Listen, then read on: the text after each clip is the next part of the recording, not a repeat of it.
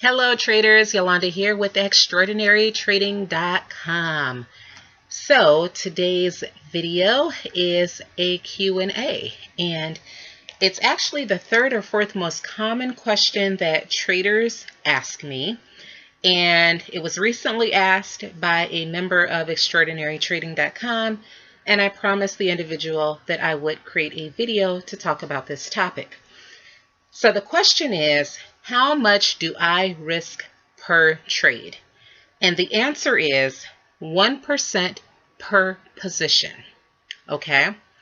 Now, at any given time, I usually have quite a few pairs that I am trading. And I usually have an overall exposure of 10%. And if the setup is like one of those high probability setups that works 99% of the time, then I will go up to a max of a 20% overall risk, okay, for my portfolio. All right, so now what I do is, let's say for example that I am trading support and resistance levels, okay? So what I will do is I will enter one position initially, and I will place my stop loss somewhere underneath this level.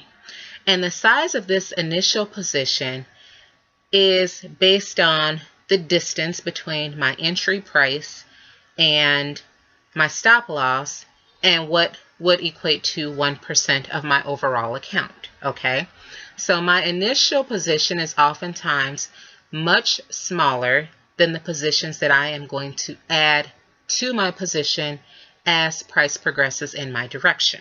Okay, so let's assume that, and I'm just going to make up a number, but let's assume that I put on one lot initially and my stop loss is underneath here.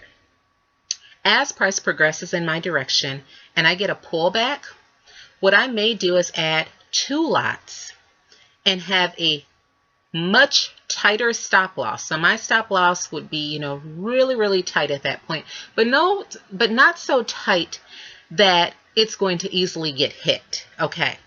And then what I'm going to do is, as price starts to move in my direction again, I'm going to close out a portion of that position that I just added. Okay. So I'm going to bank some of my pips as quickly as possible.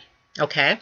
So then as price pulls back again, I'm going to add to my position again, and then I'm going to close out a portion. And again, I'm moving up my stop loss as I progress in the trade.